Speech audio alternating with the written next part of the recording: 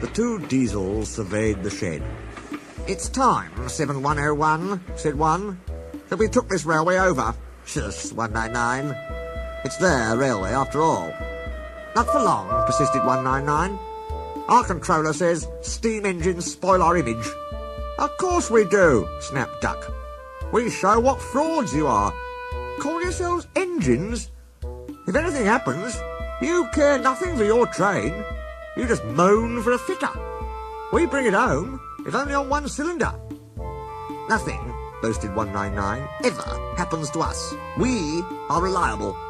Vulgar noises greeted this. "How rude," said 199. "You asked for it," growled 7101. "Now shut up." Next day, Henry was rolling home tender first. "I'm a failed engine," he mourned. "Lost my regulator. Driver says it jammed wide open, and he can't mend it till I'm cool. However," he went on, "I've got steam, and driver can use my reverser, but it would happen after Duck fooled me with those tenders. Now they'll laugh at me again." He reached a signal box and stopped, whistling for a road. Opposite the box, on the up line, stood Diesel 199 with a train of oil tankers. Worse and worse, thought Henry. Now old Reliable will laugh at me too. The signalman came out. "For pity's sake, take this spam can away. It's failed. The Limited is behind, and all he does is wail for his fitter." "Spam can?" fumed 199. "Stow it," snapped the signalman, "or I'll take my tin opener to you. Now then." 199 subsided at this dreadful threat, and Henry pulled the train out of the way. The diesel didn't help. He just sulked. The Limited rushed by with a growl and a roar. Henry gave a chuckle. "Look, spam can," he said. "There's your little pal." The diesel said nothing. He hoped 7101 hadn't noticed. 7101 hadn't noticed. He had troubles of his own. He was cross with his coaches. They seemed to be getting heavier. He roared at them, but it did no good. Engines have a pump called an ejector, which draws air out of the train's brake pipes to keep the brakes off. If it fails, air leaks in and the brakes come on, gently at first, then harder and harder. 7101's ejector had failed. The brakes were already leaking on while he passed Henry. He struggled on for half a mile before being brought to a stand, growling furiously, unable to move a wheel. "Well, well, well. Did you hear what signalman said? I thought they'd be laughing at me," chuckled Henry. "Now the joke's on them." "Moving two dead diesels and their trains," said his driver thoughtfully. "That's no joke for a failed engine. Do you think you can do it?"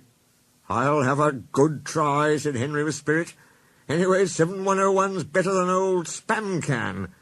He did try and shut him up last night." "Come on, then," said his driver. "We mustn't keep the passengers waiting."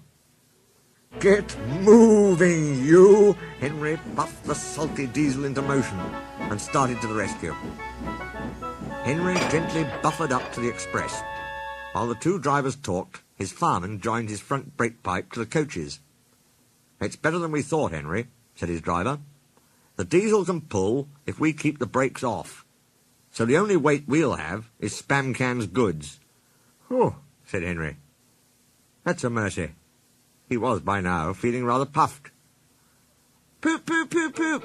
Are you ready?" tooted 7101. "Peep, peep, peep, peep. Yes, I am," whistled Henry. So with 7101 growling in front, and Henry gamely puffing in the middle, the long cavalcade set out for the next big station.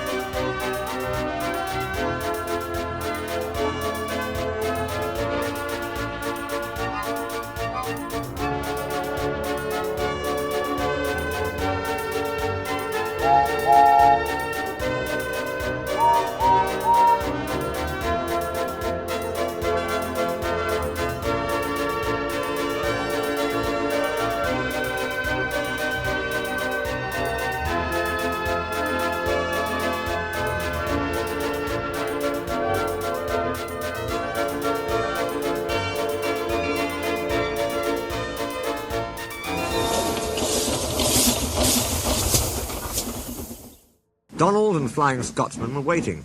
They cheered as Henry puffed past.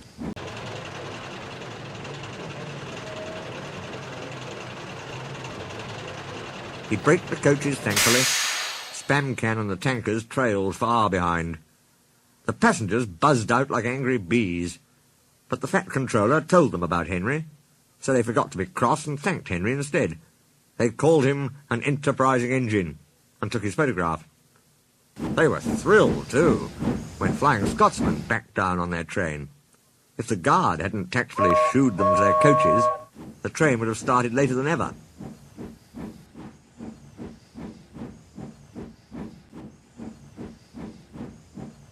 Donald took the goods.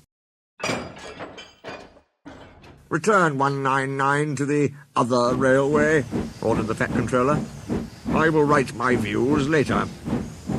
Henry and 7101 went away together. "I'm sorry about last night," ventured the Diesel. "That's all right.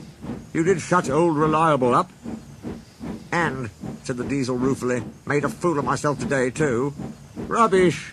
A failed ejector might happen to anyone. I'd lost my regulator." "You?